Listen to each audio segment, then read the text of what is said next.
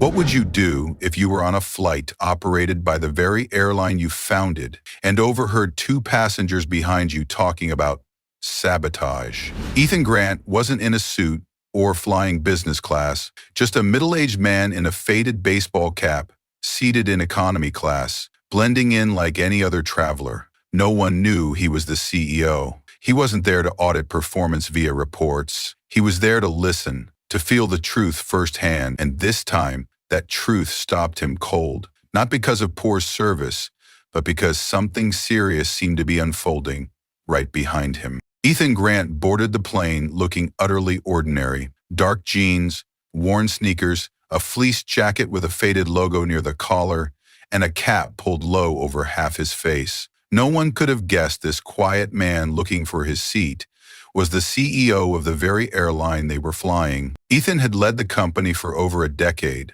What started as a small regional carrier had grown under his leadership into one of the most trusted names in the industry. But the more successful the company became, the more private he grew. Rarely seen in the media, known mostly within the upper ranks, Ethan didn't chase the spotlight. He didn't trust sugar-coated reports. He stuck to his old habit: inspect things himself. If you want to know the truth, you've got to sit there and feel it, he once told his executive board. This trip was one of those unannounced inspections. No assistant, no first-class seat. Just a regular passenger in a middle-row economy seat close to the aisle. He picked that seat for a reason: to watch how the crew handled everyday passengers, those who weren't VIPs. With just a small carry-on bag, he stored it himself in the overhead bin. As he settled into his seat, Ethan exhaled quietly, his eyes subtly scanning every detail. Was the seat clean? Was the cushion sunken? Did the tray table rattle? His fingers brushed over the armrest, pausing on a small scratch along the plastic edge. No one else would notice it. He did, and logged it mentally. Passengers began boarding. The cabin had that familiar scent of disinfectant, one he remembered from his early days of inspecting aircraft before takeoff. The flight attendant's welcome echoed from the front of the cabin, polite, steady, but slightly mechanical. Ethan noted it, not to criticize, but to understand if real care had been replaced by routine. He sat still, tuning into every surrounding sound: the click of seat belts, the soft bump of luggage, the quiet murmur of conversations from the rows behind. One thing he firmly believed: when no one knows who you are, that's when you see the truth. At 40, Ethan Grant wasn't the type to get emotional easily, but in moments like this, sitting among regular passengers, listening to the soft hum of the engines preparing for takeoff, he always found himself remembering why he started this airline in the first place, so that anyone could fly with decent quality and fair prices. Not the most luxurious carrier, not a cheap, disposable one, a decent airline, built around people. More than anyone, he understood that flashy ads couldn't build trust. Only actions, and every little detail in the customer experience could. Outside the window, the baggage cart was finishing up. Inside, passengers were still settling into their seats. Ethan remained calm, occasionally glancing at his watch. A few people passed by, none paying him any attention. That was exactly what he wanted: invisibility. Right now, he wasn't Ethan Grant, the CEO of a billion-dollar airline group. He was just passenger 17C, quiet, observant, and waiting. Things were about to begin, and he was ready to see what no report could ever show him. The plane had been in the air for nearly 10 minutes. Ethan sat still, hands folded over his lap, occasionally glancing out the window or subtly scanning the cabin. Everything seemed fine. Passengers were settled, and the flight attendants had begun drink service. He had just unbuckled his seatbelt slightly to adjust his posture when a low, raspy male voice came from the row behind. Soft but clear: "Relax, no one pays attention to the economy. Security only watches the first-class crowd." Ethan froze. Something in that tone raised red flags. The words weren't illegal per se, but they were enough to trigger Ethan's risk radar.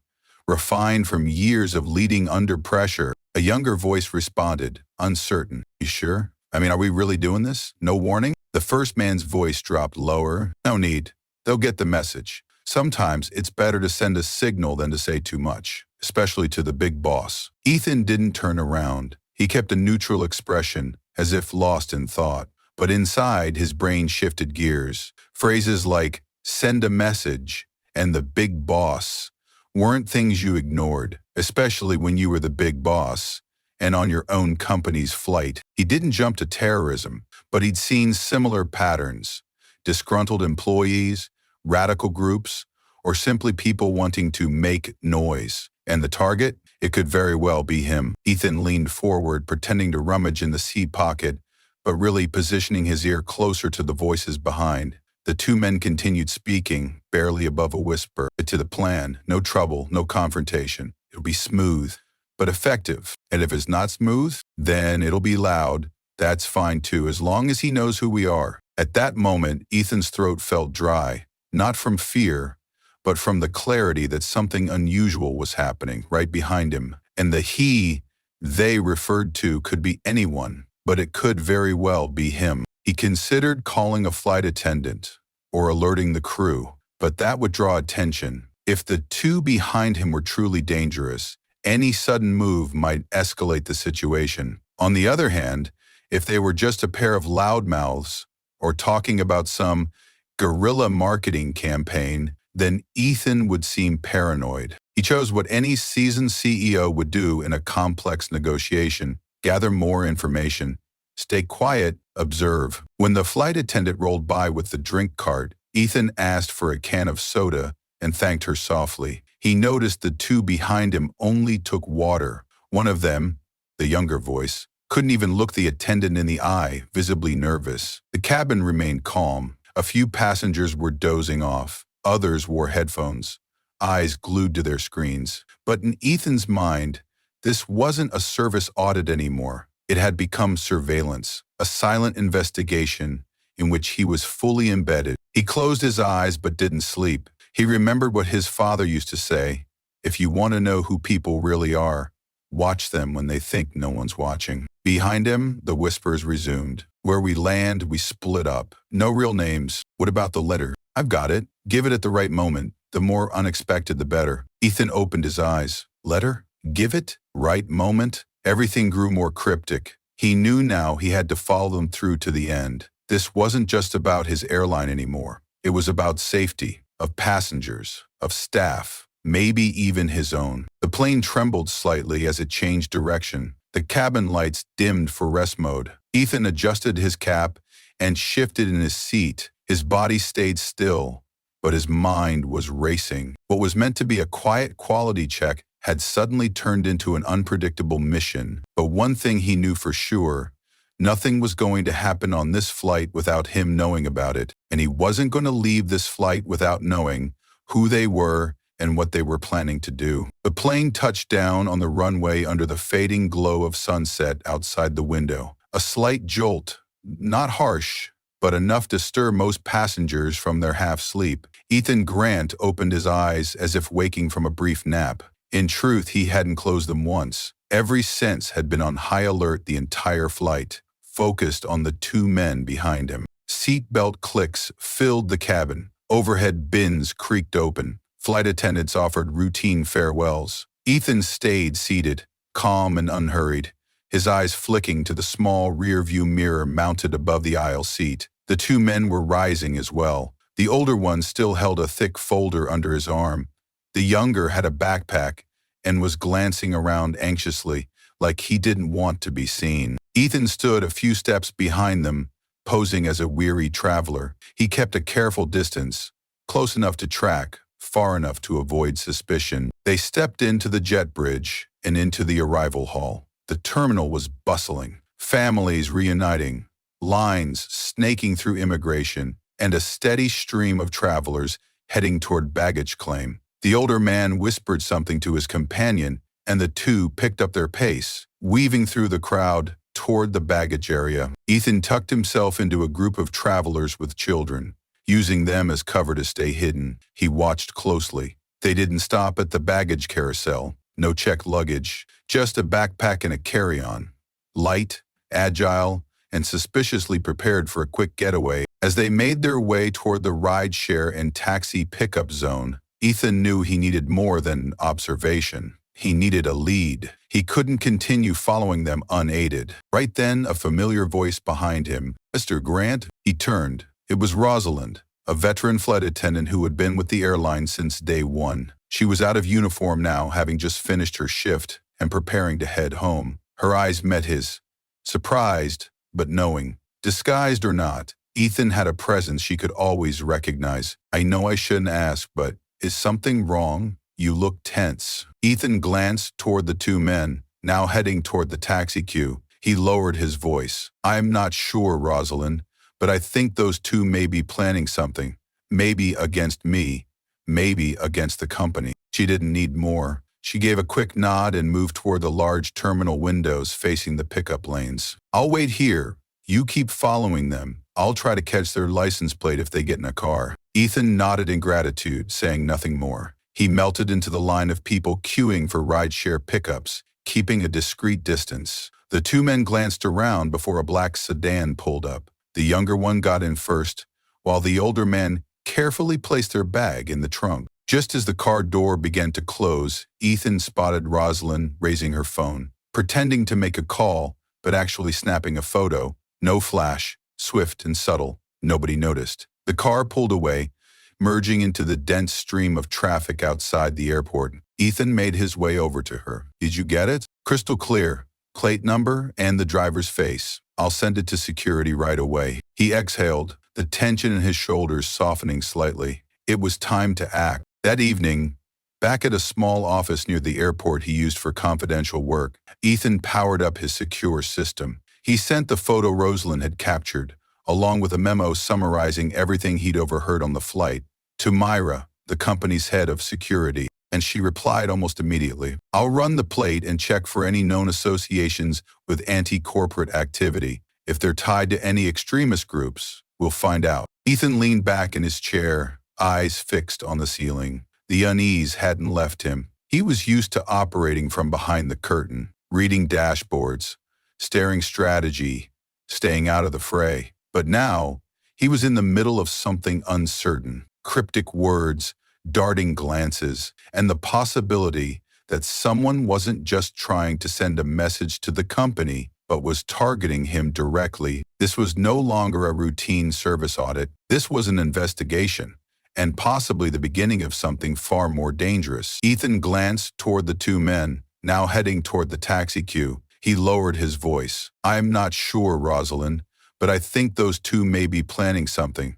Maybe against me, maybe against the company." She didn't need more. She gave a quick nod and moved toward the large terminal windows facing the pickup lanes. "I'll wait here. You keep following them. I'll try to catch their license plate if they get in a car." Ethan nodded in gratitude, saying nothing more. He melted into the line of people queuing for rideshare pickups, keeping a discreet distance. The two men glanced around before a black sedan pulled up. The younger one got in first, while the older man carefully placed their bag in the trunk. Just as the car door began to close, Ethan spotted Rosalind raising her phone, pretending to make a call, but actually snapping a photo. No flash, swift and subtle. Nobody noticed. The car pulled away, merging into the dense stream of traffic outside the airport. Ethan made his way over to her. "Did you get it?" "Crystal clear. Plate number and the driver's face. I'll send it to security right away." He exhaled, the tension in his shoulders softening slightly.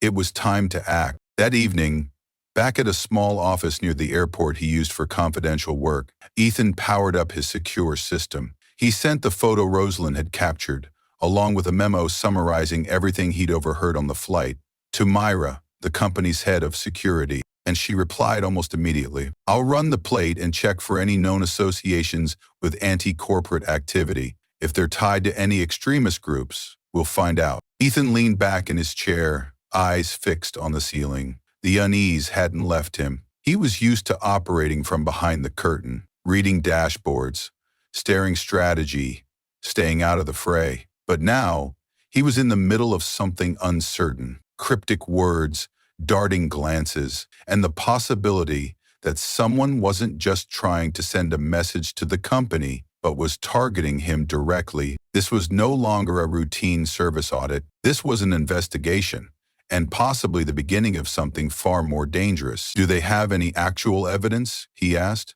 Voice low. Unclear, Myra replied. But based on past incidents, they tend to cherry-pick isolated cases, strip them of context and build a narrative around them. Not always completely false, but rarely the full picture. Ethan sighed deeply. What he felt wasn't just frustration, it was betrayal. He'd built this airline on the belief that he was doing the right thing. Not perfectly, but with fairness at its core. And now, somehow, he had become the corporate villain to a group convinced he represented everything they stood against. They don't know who I am, he said quietly. They don't know how I grew up. My family wasn't well off. I used to wash dishes at the airport. I haven't forgotten that, and I don't run this company like I have. Myra looked at him, saying nothing. She understood. It was rare to see Ethan like this, usually calm and measured, but when he spoke about justice or people, his voice carried a weight from deep within. Ethan turned back to the screen. He stared at the summary of the Equal Enforcement Initiative like he was trying to read through the text to understand what they truly wanted. I'm not going to avoid this, he said. If they have a real issue, I want to hear it. But if they're fabricating things just to stir chaos, I won't let it slide. He paused, then added slowly, I need to know the truth, not just to protect the company, but to protect the reason we started in the first place. Myra nodded. Outside, daylight had fully broken.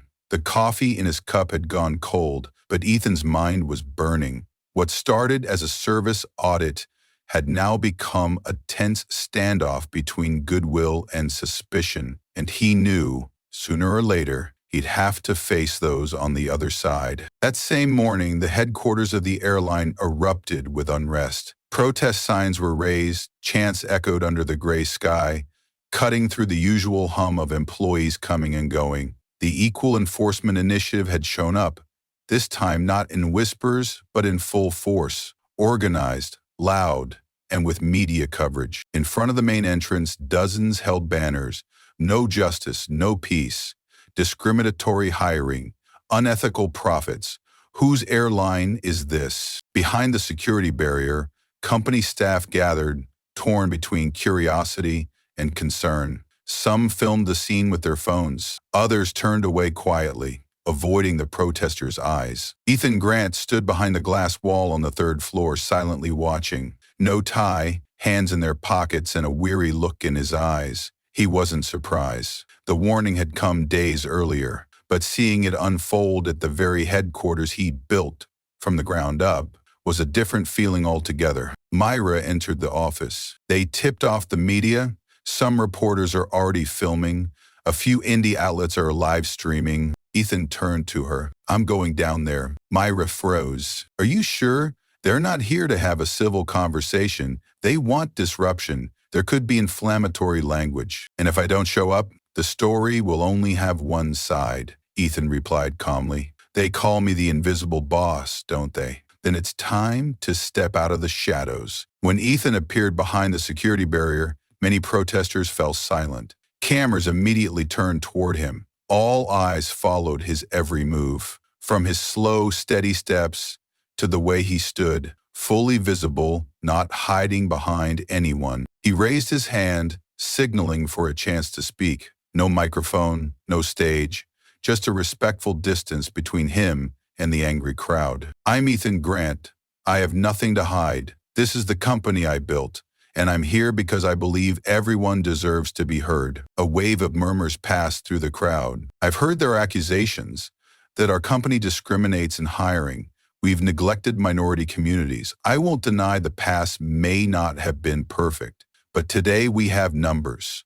We have results. If you want, I'm willing to make public all our hiring data, training programs, scholarships, and community investments. Behind the barrier, some employees clapped in support. A few reporters scribbled down notes, but not everyone in the crowd was convinced. An older man, Garland, stepped forward, his face tense, eyes sharp, clutching a thick folder. Anyone can cook up numbers, he said loudly. We have evidence. Neighborhoods denied access to opportunities. Applications tossed just because their zip code isn't right. Ethan didn't argue. He replied gently. If you have specific cases, I invite you inside. There's a meeting room, HR reps, press. We can go through each file together. Garland scoffed as if the invitation were a trap, but Ethan's attention shifted, not to Garland, but to the younger faces behind him. Some were exchanging glances. A girl with curly hair whispered something to her neighbor,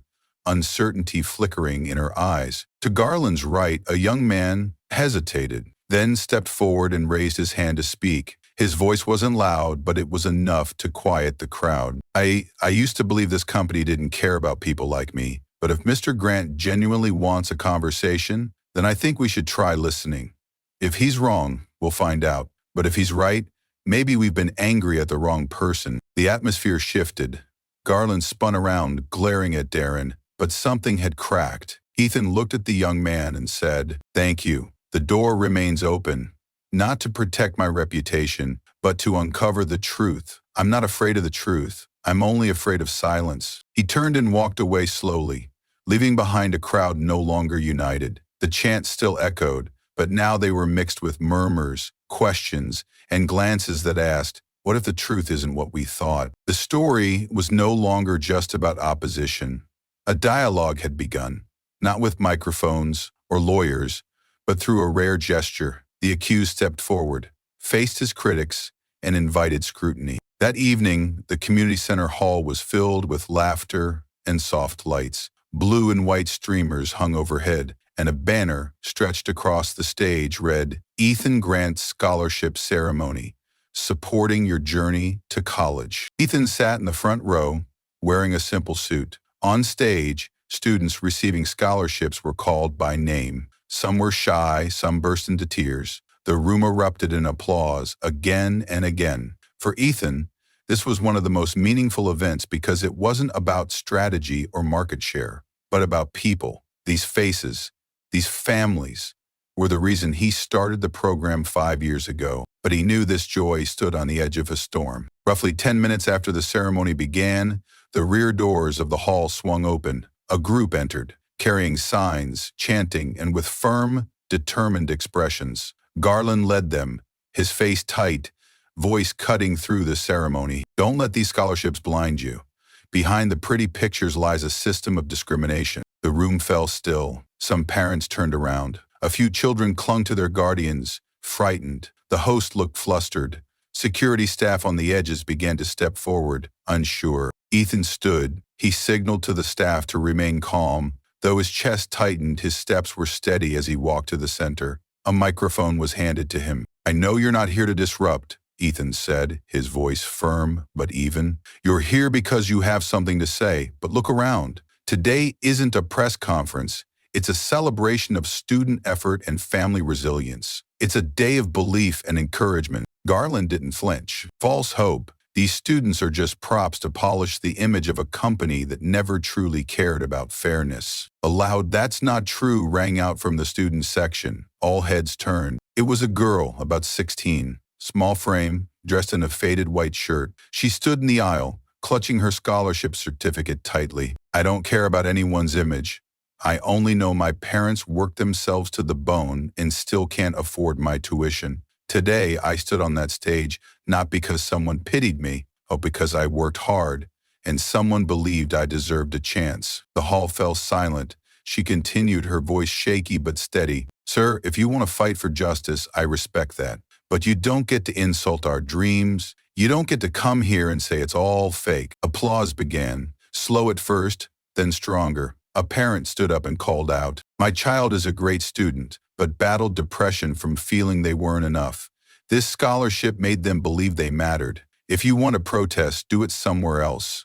Don't take this moment from my child." Among the protesters, hesitation stirred. Some exchanged glances, clearly conflicted. Garland, still trying to hold ground, raised his voice. "We need to expose the truth. Scholarships don't erase systemic injustice." Ethan stepped forward to the stage. "I've never claimed scholarships were the full solution, but they're part of it. And I'm willing to sit with anyone who wants to improve the system, but let's do that by building, not by tearing down." A young man stepped out from the protest group.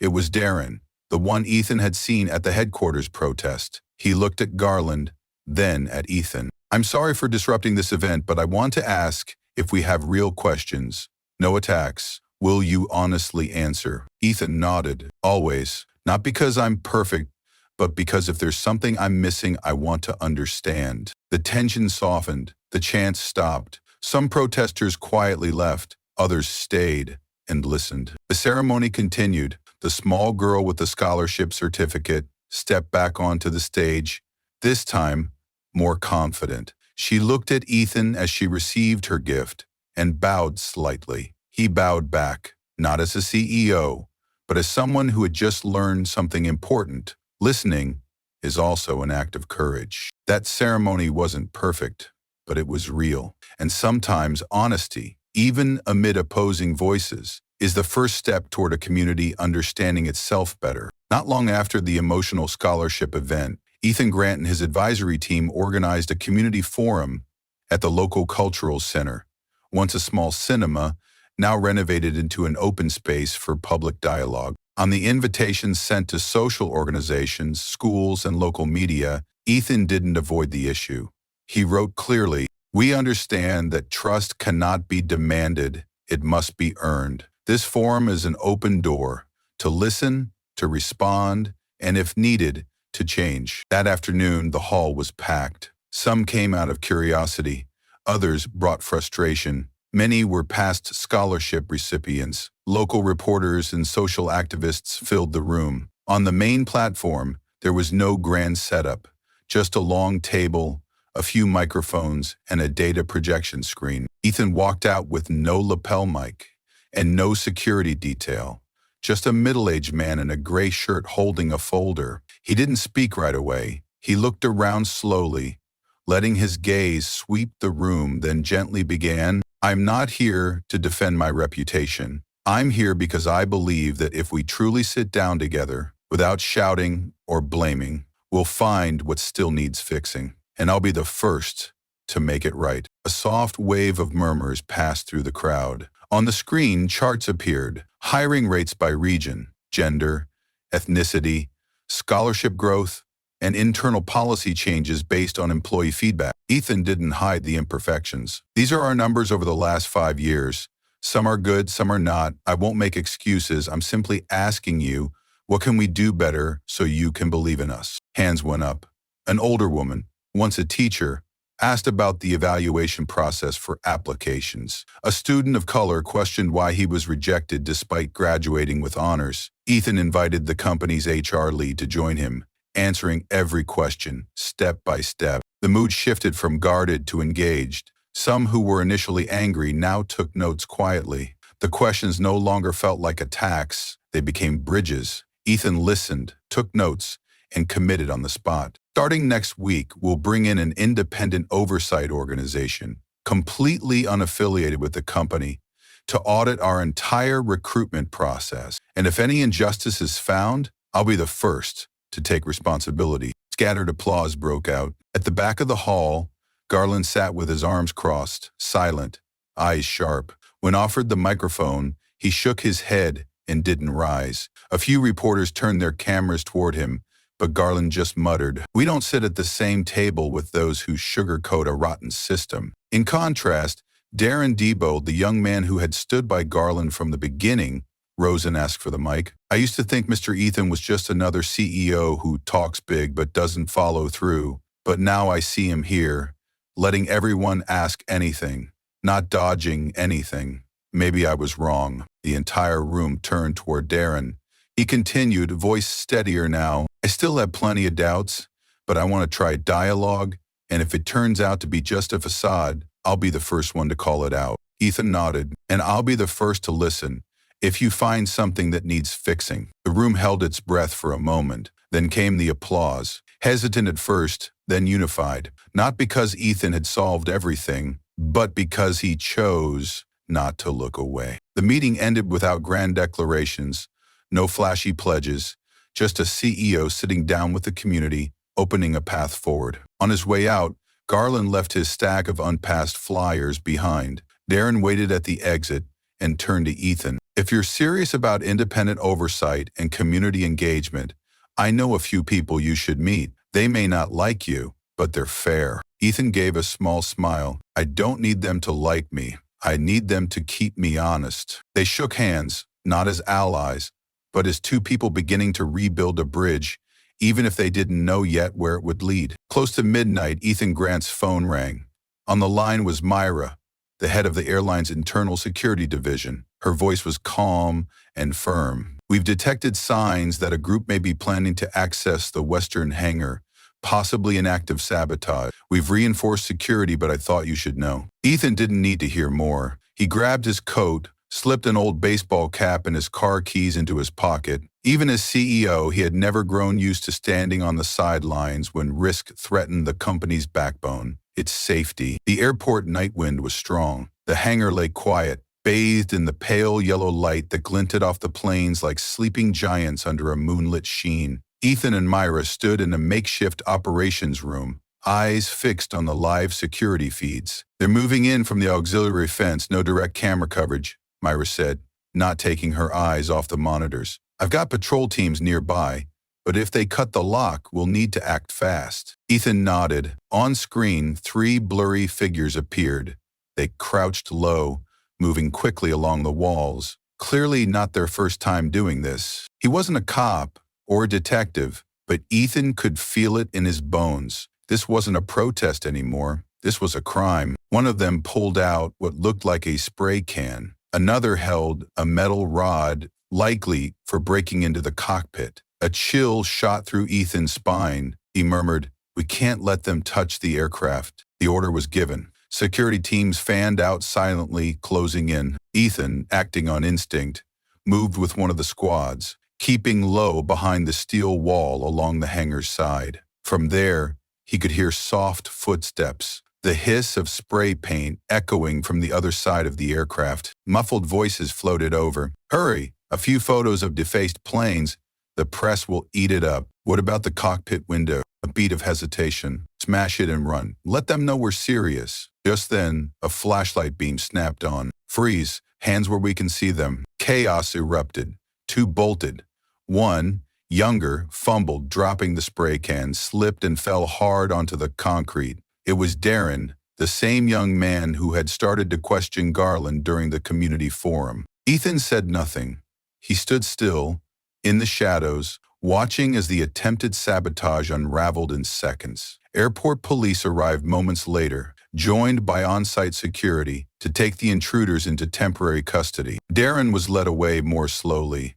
As he passed Ethan, who had now removed his cap, he looked up, eyes filled with confusion and regret. He recognized him. "I'm sorry," Darren whispered. He didn't plead, didn't protest. "I thought doing this would wake people up, but I didn't expect." Ethan met his gaze, an expression he knew too well. It was the look of a young person caught between ideals and mistakes. "You can still help your community," Ethan said steadily, "but not by destroying it. I meant what I said that day. The door is still open if you want to walk through it." Darren lowered his head, voice breaking. "I hope I get a chance to make it right." The next morning, news of the break-in flooded the media. Some called it an act of sabotage. Others framed it as a desperate move by a radical group. Ethan didn't go on TV. He didn't hold a flashy press conference. Instead, he issued a short statement. "Any breach of safety will be addressed with full seriousness. But the deepest tragedy is when righteous anger is led down the wrong path. We remain open to dialogue so long as it doesn't begin with violence." It wasn't a victory, but it was a step forward, because sometimes the hardest thing isn't stopping a threat, it's continuing to believe in people, even when they've gone astray. The story spread fast. Morning news programs aired segments like "Sabotage Attempt Foiled at Aircraft Hangar" and "Airline CEO on Site During Break-in Arrest." Security footage images, Garland's defiant face, Darren's hesitant posture, flashed across television screens and social media feeds. Soon after, Garland went to trial. The evidence was undeniable. Tools of vandalism, recorded conversations outlining the plan, and illegal trespassing. Garland pled not guilty, insisting he was doing what was necessary to awaken the public. But the judge didn't buy into the politicized defense. Garland was sentenced to 2 years in prison, plus 3 years probation, and a court order barring him from all aviation facilities. Darren's case was different. He confessed, cooperated fully, and issued a public apology. His lawyer proposed community service at the same local center, supported by the airline. The court agreed. No prison, but no more second chances either. Darren would have to earn redemption through real action. One quiet afternoon, Ethan Grant returned to the East District Community Center, the same place that had once hosted the disrupted scholarship ceremony. Today, there were no reporters, no placards, just the sound of kids playing basketball out back and an old radio humming in the reading room. Ethan stepped into the community room. There, he saw Darren, wearing the center's blue staff t-shirt, mop in hand, carefully working around neatly stacked plastic chairs. Darren looked up, surprised to see him, but this time he didn't look away. He didn't drop his gaze. Instead, he quietly set the mop aside and walked over. "I didn't expect you to come," Darren said softly. Ethan offered a small smile, pulled out one of the plastic chairs, and sat down. "I'm not here to judge," he said. "I'm here because of opportunity." Darren furrowed his brow, still cautious. Ethan continued, "I know what it feels like to want to do something for your community, but not know where to start, and how easy it is to follow bold promises instead of dry truths." Darren nodded. His expression eased a little. Garland wasn't a bad man, but he was angry. Everything he saw came through a lens of betrayal. Ethan placed his hands on his knees, sat up straight, and spoke honestly. "I won't pretend injustice doesn't exist. Maybe even parts of my system had cracks. But real change isn't built by tearing things down. It's built by showing up and doing the work." A quiet moment passed. Then Ethan pulled out a piece of paper and placed it on the table. It was a part-time internship offer, an opening in the airline's community engagement department, which worked with schools, nonprofits, and local initiatives. "You can work here if you want, from the ground up, learn the system, see if we're living up to what we say. And if we're not, you tell me. No one understands what the community needs better than someone who's lived in it." Darren froze. His eyes welled, but he steadied his voice. "After everything, you're still giving me a chance." Ethan smiled, voice warm and firm. "Sometimes the most trustworthy people aren't the ones who've never made a mistake. They're the ones who've learned how to make things right." From that day on, Darren joined the community department. At first, he helped with data entry, event planning, and outreach to local youth groups. He listened, he learned. He didn't speak much, but something in his posture began to change. Steadier, more grounded. Beneath the old hoodie now stood a young man rebuilding himself. As for Ethan, after everything that had happened, he came to understand something profound. Mistakes, whether born from misunderstanding or anger, can still lead to understanding if people have the courage to talk and the goodwill to forgive. Not every confrontation ends in division. Some, if guided properly, can open new doors where those who once strayed can still find their way back. It had been a year since that pivotal flight, a year since Ethan Grant, the reserve CEO of a major airline, sat quietly in a middle row seat and overheard two men talking about sending a message to the big boss. Now, quiet but lasting changes were reshaping the culture of the company he had built over nearly 2 decades. The HR department had rolled out a more transparent recruitment system, eliminating geographic filters and increasing partnerships with local job centers and community colleges. Every quarter, an independent audit group now reviews hiring data to ensure no signs of bias or unfairness. These reports are no longer buried in internal folders. They're published on the company's website under the Community Commitment section. No one demanded that, but Ethan understood that trust doesn't come from promises. It comes from repeated, consistent actions. Under the leadership of the Community Outreach Department, where Darren was now a full-time employee, the airline launched 3 new internship programs aimed at students from historically overlooked neighborhoods. Employees from diverse backgrounds were invited to speak to youth about their careers. The message, "You can work anywhere, no matter where you're from," was no longer just a slogan. It was a door, open and real. One early spring afternoon, Ethan sat in a small meeting room near the maintenance hangar, a quiet place he often used to escape the noise of headquarters. On the table are internal reports, a few job applications, and a handwritten letter in blue ink. The sender, a young woman who had once received a scholarship from the airline, now nearing graduation with a degree in aerospace engineering. The letter was short but powerful. She wrote about what it meant to feel seen, even though no one in her family had ever gone to college. She wrote that it was the scholarship ceremony that day when she saw Ethan standing firm amid protesters and keeping his word to the community that made her believe in her path. Ethan read the letter, then sat in stillness, not from sudden emotion, but from quiet realization that all of it, the flight, the protest, the town hall, the night at the hangar, had led to something small, yet deeply lasting, because of a conversation he wasn't meant to hear, because he chose not to ignore two vague voices behind him, simply because he chose to listen instead of rushing to conclusions. The world isn't short on misunderstandings. The distance between leaders and the led, between the angry and the ones trying, will always exist. But Ethan realized the goal isn't to erase every difference. It's to have enough patience to open dialogue, enough courage to own mistakes, and enough faith to believe that change is possible. Garland, the former leader of the protests, has faded from headlines. He still posts occasionally, taking jabs at corporate kindness theater.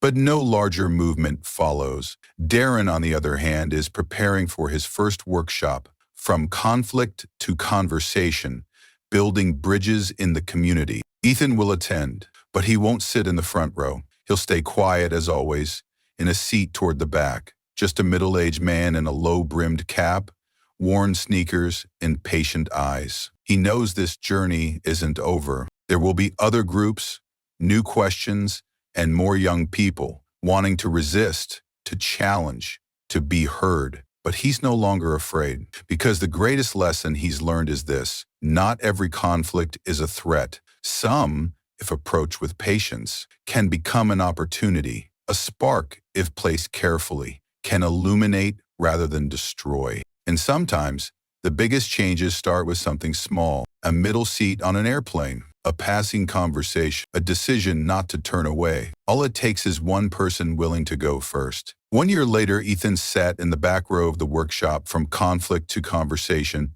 hosted by none other than Darren, the same young man from that fateful flight who once lost his way and nearly tore down an entire system. Now, he was using his own experience to help others see change doesn't have to start with rage. It can begin with listening, and someone brave enough to raise their hand first. Ed never didn't speak. He simply smiled, because he knew. Leadership doesn't always mean being the first to speak. Sometimes it's about being the last one willing to truly listen. And sometimes an entire journey of change begins from a single seat in economy class and one quiet decision not to turn your back,